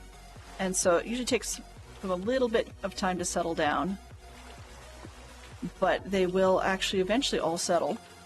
Come on. So we've got two who've gone to bed. Oh! Wow! Welcome on in, Raiders. Welcome, welcome. Good to see you. Or welcome to a stream from across the pond. All right. So thank you, Genfire, for bringing your crew in here. Hello. Enjoy the drop. If anybody wants to get on this, it's ! Drop. Hello there. Hello there, hello there. Fire Raid, warming your heart. Indeed it is. Wow. Okay, so let's see if I can catch up on some of these people who've just arrived to give them a welcome. Oops. Before we can, or let's see how fast we can get through these before the ad kicks in. Oh, great. Hello there. Grief, that was fast. Thank you, Tiz. Okay, so Hello. welcome on in, Genfire. If you happen to get a second, either before or after the inevitable ads, Hello there. please do see if you can let us know what you were up to. I appreciate that. Welcome on in, Stormy Owl. Good to see you. And also, JF Birdblue, welcome back. Welcome back. Whoops, copied the whole thing. That's okay. I do that a lot. Good evening, Adra Bloodstone. Good late evening to you. Actually, for those of you that are really up late, Jen, if you get a second, do me a favor and tell Noah to go to bed. He's in your time zone and staying up way too late. Let's see, what else have we got? Welcome in, Draco894. Good to see you here. Also, good evening to Lady Out of Time. And Marble Jade, I was talking about you earlier. One of your ears were burning. Apparently, my closed captions, when I tried to raid you earlier, told everybody I was raiding Miracle Jade, which, while accurate, surprised me a little bit. Okay, I think we've caught up. Oh, nope, missed. Good evening, Gary. Good to see you. And the drop raid has ended. So Jen was on TV today laying the house foundations for the townhouses under the dragon. Ooh, that sounds like a blast. I'm looking forward to seeing that. So I will definitely have to take a look at the VOD if I miss it. I mean, it's my time zone I'm still awake. Well, yes, but it's after midnight, and we know you're a bit of a night owl. What are we working on today, Del? Yes, now that we're here and people are giving subs all over the world, left, right, and center. Thank you very much, Scrubloid, for that. And congratulations to Gary1638 for receiving the scrub. Receiving the gift sub from Scrub. There we go, from Scrublord. Okay, so I was kind of all over the place. For those of you that don't know me, my name is Delenn, and normally I'm a stay-at-home mom who plays Minecraft while her kids are in school, but of course being summer, you know, it's not. They're not in school, but also I take a couple of evening slots during the week when they are off playing computer games of their own. You tend to see exclusively Minecraft for now because that's my absolute favorite game, and the odd time I need a break from Minecraft I play that, which is not on stream. Thank you, Fantastic Sherlock Box, for gifting JF Birdblue a sub. Awesome! So what we are working on today... 5, 6, 8, Everybody hydrate! Awesome! Okay, I'll have to get this refilled in a second.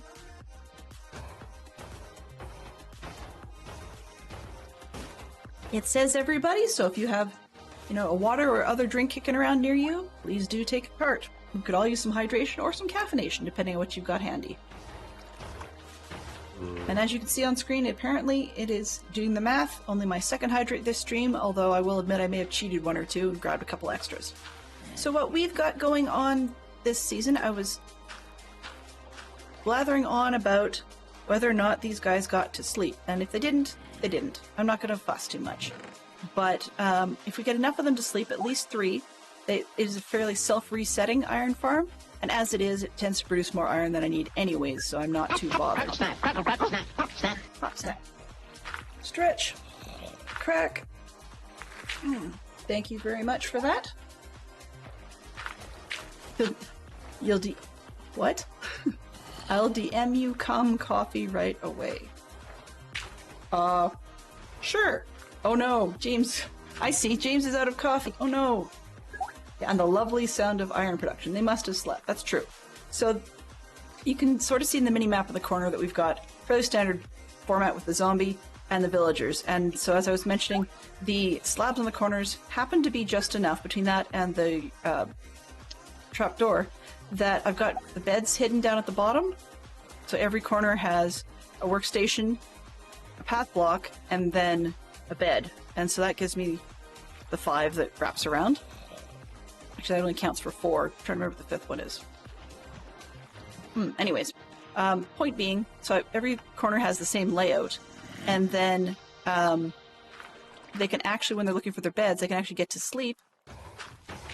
And then the slabs and trapdoors make it just enough that they actually don't get seen and scared by the zombie. So I don't actually have to drop him up and down.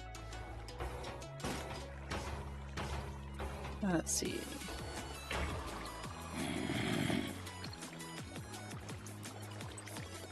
As far as I know, the barter farms, if you supply your own gold, and often achieved by either digging it yourself or hanging on the... Oh, wait a minute, that's not helping. I was like, Distorted Dad's not here. Telling him that doesn't help. Never mind. James can figure it out, but I was going with simply letting people know that they're generally community use barter farms, as far as I was told, provided that you supply your own materials and you clean up any mess left behind afterwards. Okay, so we are standing in what is meant to be a Motte and Keep castle, or Motte and Bailey.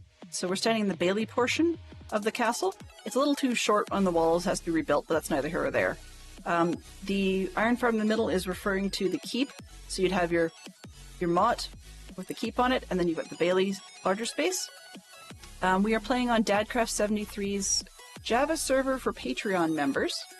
He's got 3 altogether, so he's got a Java and a Bedrock and a modded server, and I'm playing on the Java one. It's not actually a modded Java in any way. I just have quite a lot of quality of life mods, including Zero's mini map and Zero's world map. Just another one. All right. Enjoy your evening, Maribel Jade, and thank you ever so much for dropping by. I appreciate it. I'm curious to know what you are having for dinner, but it's only going to make me hungry, I'll be honest with you. So we've picked up a big zone and walled it in. For those of you that dropped by before, we've been working on the wall for quite some time. I only got as far as this south corner about 2 weeks ago, and then I went on vacation. So while I was on vacation, we took some time in the evening to build this portion of the wall. The wall technically still isn't finished.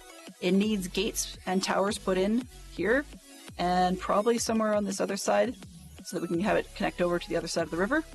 And then, yeah. After that, there is still... I'm going to fly out there. So it's a fairly basic design at the moment. Sorry for the mess of iron or tree farm in the way. It's a fairly basic design at the moment. I mean, I haven't even textured the the wall. There we go. But this is fairly standard height. It just kind of goes up and down all the way around. And then on top of that, we're actually going to finally put, I'll zoom this in, it's easier. So we've got flat bricks across the top. And I'm just going to actually add 3 or 4 more layers that are actually going to be a walking area. So on one side it'll have, what's the word? Matriculations! And then on the other side it'll just have wood fencing to keep everybody from falling off the wall. What else have we got? The intent this season, inside the big wall section, is to put together a medieval town. The theme is based off of the Ellis Peters mystery series of Brother Cadfael Chronicles, based off of a medieval twist on the English town of Shrewsbury. And so I've got a sketch that we've been working with. I got lucky in Minecraft when we were looking on the server for places to base. And I managed to find an oxbow somewhat similar, not ideal, but somewhat similar to actual Shrewsbury, England. If you were to look on Google Maps and look it up, then you'll see the oxbow. So I'm working with something akin to that as an inspiration zone. Because it's a medieval monastery themed series, we have our monastery on this side with its guest house and basic farms and a mill with water wheel. So yeah, which is, I don't think I have any reason to be over there, but let's just take a boot. So that's what we've got at the moment for the monastery. Ouch. So there's a few who haven't been in for a while. And it's fairly standard layout inside. I'm going to once again map reference. So you can see a lot of the dudes running around. There's a few workstations there, but they don't all have jobs or assigned workstations. I kind of got stalled in doing that. I got frustrated a little bit with the news about snapshots. And rather than being smart and pushing through to get all the books in case we update, I went, forget that, and just took a break from the villagers. Partly the villagers were upsetting me. But then, so you've got the main church in this section here, and then we'll have kitchens in the far left corner. We've got there's no beds in there right now, but this left-hand side will have the layperson sleeping zone, which intentionally, if I can get them, will be nitwits. But we'll have to see if I can make that work or not. That'll be an interesting challenge. Then on the right-hand side, the second level, is the dormitory for the villagers, and that's actually full of beds. Thankfully, they're no longer pathing themselves off and killing themselves. Beneath that is the library and sort of a scribe hall. We've got oh shoot, I forgot what the word was for it, but up on this side, we've got more of a meeting space. So there's a few more lecterns and stuff in there just to get the villagers to go around. And as you can imagine, we have golems, not because I want the golems, but because it's Java. Java conversational means that you're going to have a ton of them. We do intend eventually to have actual clerics in here, but they just didn't fit the look that I was going for. Librarians made a bit more sense, but it's a whole stretch anyways. So then, that's where we said we had the water wheel. This is a very bland building. You'll notice that one of the things, my goal for next season, will be to teach myself to texturize things, because it's not one of my fortes. But there's the water wheel that does its jazz. And in the real series, it would be coming from the river. But as you can see, Minecraft did not cooperate and give me a river I could work with. So I faked it, and we've got ourselves a little spring that then just became the feed over to the water.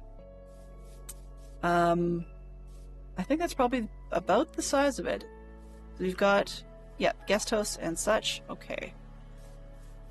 And so the part of the goal I need to do, and I'm saving for this weekend's stream weekend, is take this rather muddy, messy track and connect it through the wall to the main area. And the trees are just simply because I was just cutting trees. So the idea will be that we're going to fill this zone with buildings and such over time. And I'm going to be making a list of the major locations in the books to make sure we get the right town hall places. Yeah, villagers were definitely not dying off anymore. I also have a carrot farm that I was made up to try and get more villagers, and it's assisted by the growth from some bees flying around, and it's very overproductive. So I have shulkers upon shulkers of carrots. It's not quite as bad as my egg collection, but yeah, I have a lot. Just giving you guys one quick sort of update look. So we've got, I'm just trying to fit, there we go, let's put the monastery in between all the text. And I'm going to bring up the references just once. Let's see, can I get the right one turned on first? Sketch map. Nope, too big. That's okay.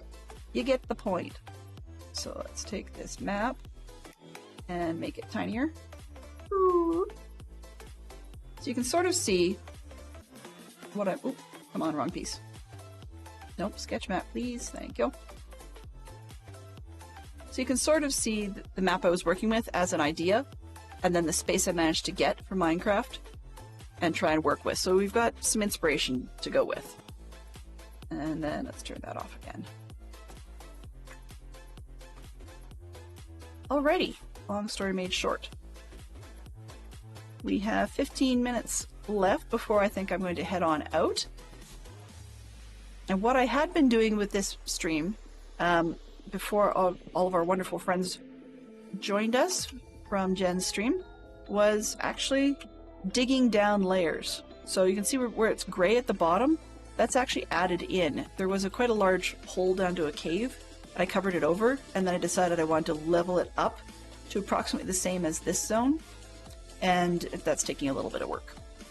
You know, peel down some, fill in more, that kind of jazz. The red dots are actually going to be some of the paths going through. I have that map I can bring up, and then I'm going to actually try and roughly match out where some of the paths go. But for the rest of the stream, I'm going to start by doing just a little bit more, actually start. I'm going to do a little bit more puttering because I don't really want to get myself deep into much of anything in particular. I know it sounds crazy, but I don't really have a major project other than more of the same, peeling and placing. You have to be careful because this bit I'm standing right here is the level I want to go to. The problem, and the reason I don't just simply straight up peel it down, is under this hill with the pig on it, there is a cave for sure, if not more than one cave. But it looks weird without normally I see the yurt on top. It's just the angle I'm at, I guess. But I know that there's a cave in here, and so I want to be careful about peeling it down such that I don't just rip into the cave and then have to figure out what to do with that. Here's how I'm supplying a lot of the thatch for the roofs for the farm, is I got these 3 cells, and these guys will do all the farming for me. And underneath I've got the, you'll see in the mini-map, in the top left, that we've got the little pink dots all zigzagging back and forth. And those are mine carts underneath these guys. So when they harvest, it drops the wheat, and the minecart comes by and grabs anything that the villagers don't pick up. There is no one for them to throw bread to, so even if their inventory is now full of bread, it doesn't help anybody. So that's fine. There's nobody for them to throw it to. And then in underneath the pig, there is a system that just spits the seeds, travels all around or whatever, spits the seeds up and into a composter. So through a filter system and then a composter. So the sorting makes all the wheat go over here. All right, you can always change it and whatnot. And then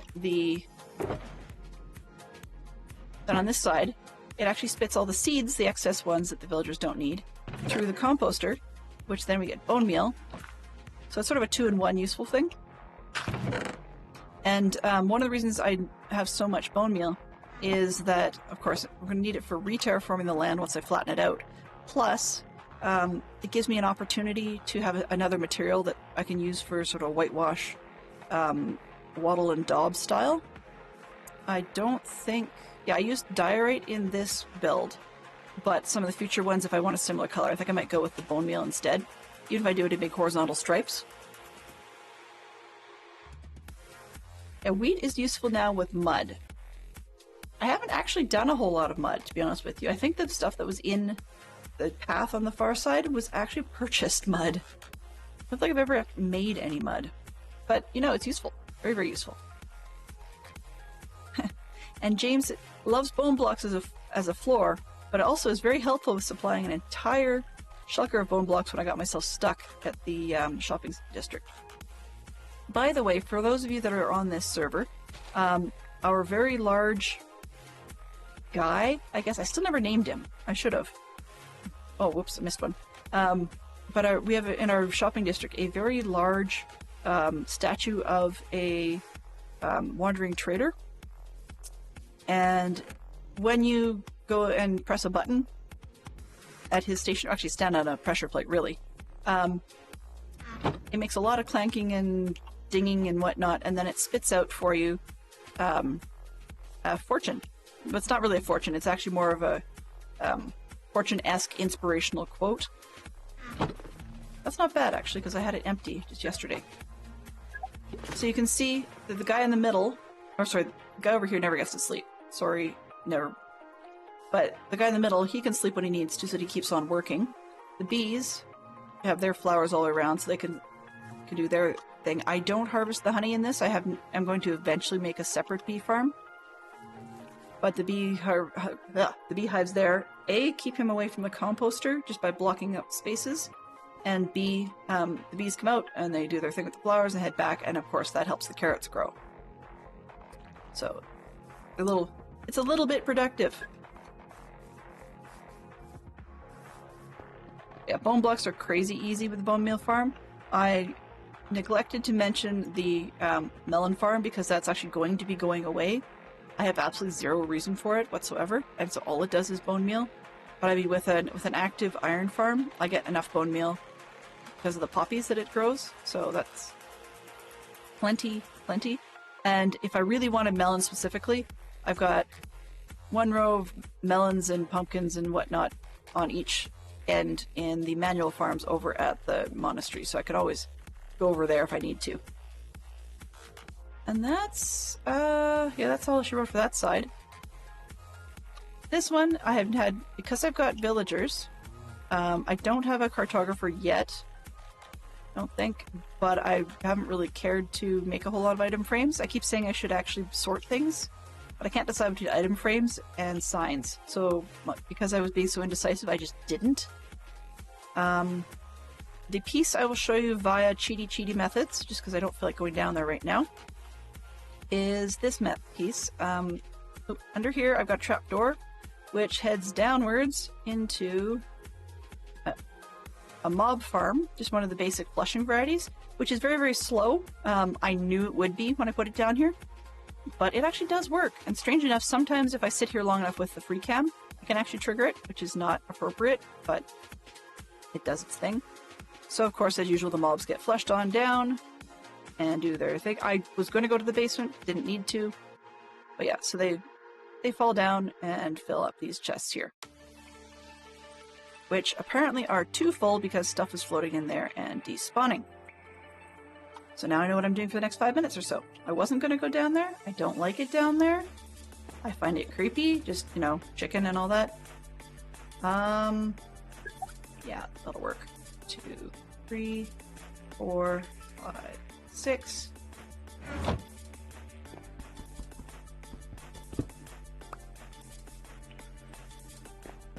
Let's see. The vacuum is almost done. It's the first ever clean, and wow, really good job and super quiet. We just got ourselves a new Robovac, just for those of you that came in later. And Fantastic Shockbox is quite pleased with it. I'm glad.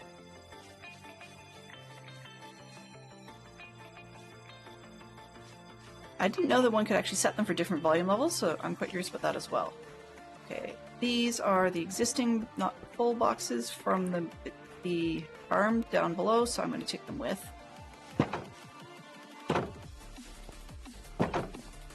Let's go do some cleanup.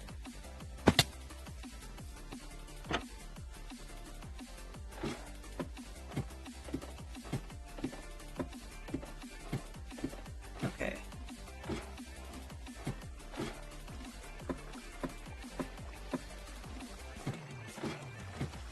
Could also use calcite. Yeah. Actually, that's the other thing. I've got... I do have an idea. So, okay. I know I used the Cheaty Cam to come show you this thing the first time.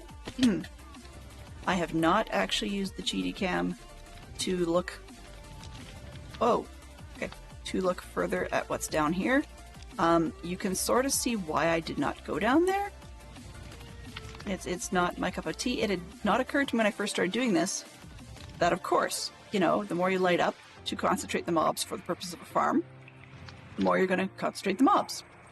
So, yeah, that was an oops on my part. But this is only the lightweight section of it. It seems to be bat central down there.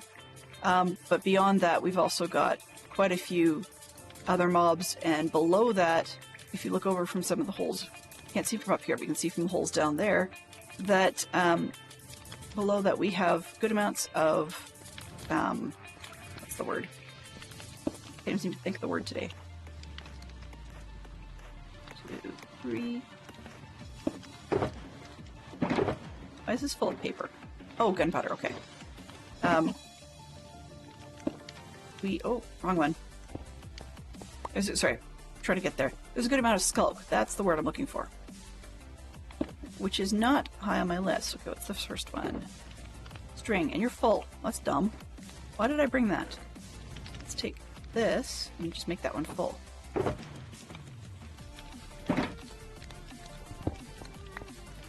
So that has decided what I'm going to put down instead. Lee, how come I can't get a box to go straight for the life of me? There.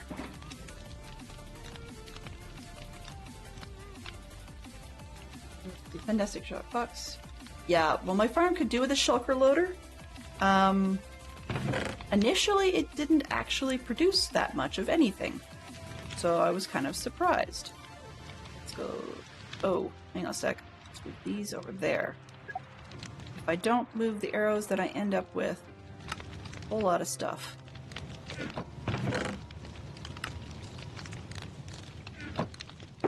Go. And let's move some more string. So as you can see, one of the mods that I like is an inventory management with just a couple little quick buttons. So I admit it's very cheaty.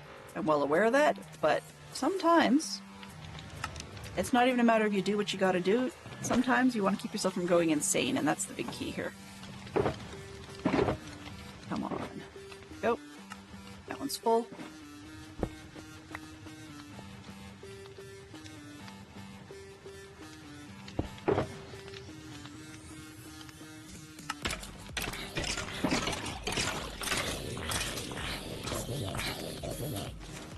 I will also admit that I'm not perfectly safe down here. There have been times that creepers and stuff have come in and caused problems. So it's not a perfect location. You can see that we're actually missing a piece on the corner because of that. But could be worse. What was I doing? Bones? Bones. Bones it is.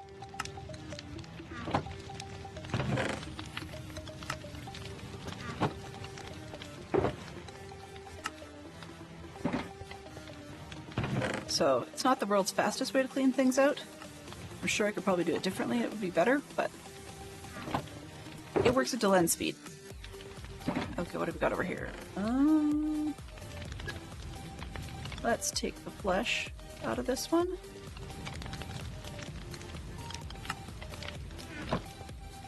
Nope, that was the third one in, right? Nope.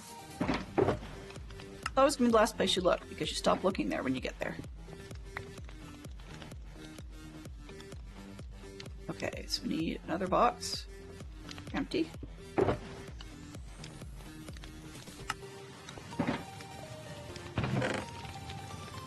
that. Next. Next. Team, I would say flint and steel. Yeah. You would. But the reason I do this is because this is the fodder that I use with my cleric. So yeah, I actually do spend the time off camera to trade it away. So while some are into getting rid of that sort of stuff, and if that's the sort of thing you like to do, more power to you. I hang on to everything because I don't normally have excess of anything. Don't know why, but I never seem to have excess. I'm not quite sure. This might be the first season that I potentially have excess of anything. So yeah, news to me. Well, that's gonna annoy me. That's okay. Pull that out of there.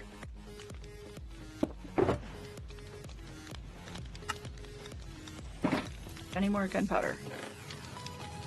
That. That.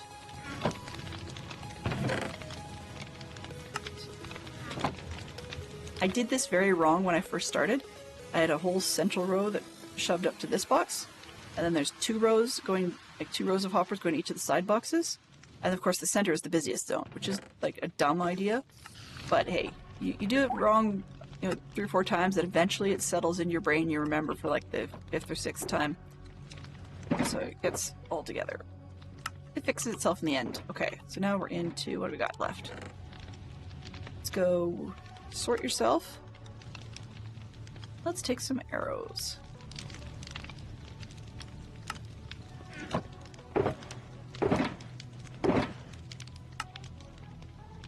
Two boxes? Okay, I can handle that. 2 boxes left. I will eventually end up with a box that's too full. That's okay. Oops. Arrows.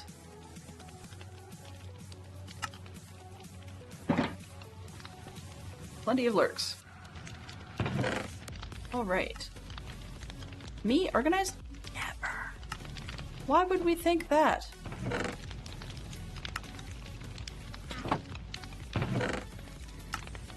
Organization is overrated.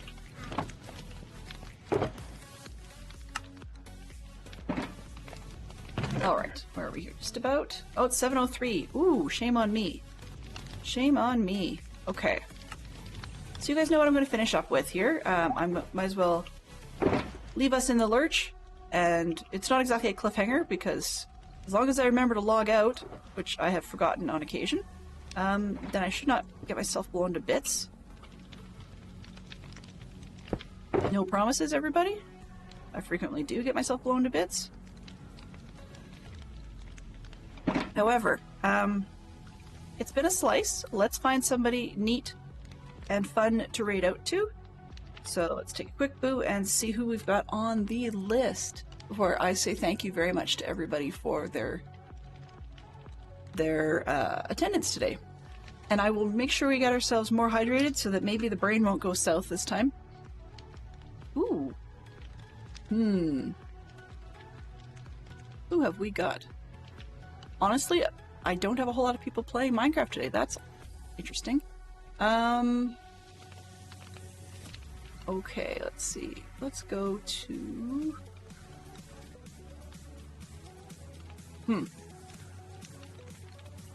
Which the only one I have is Jeb. Okay, so I think what we're going to do then is we're going to head on over and we're going to see Rogue733.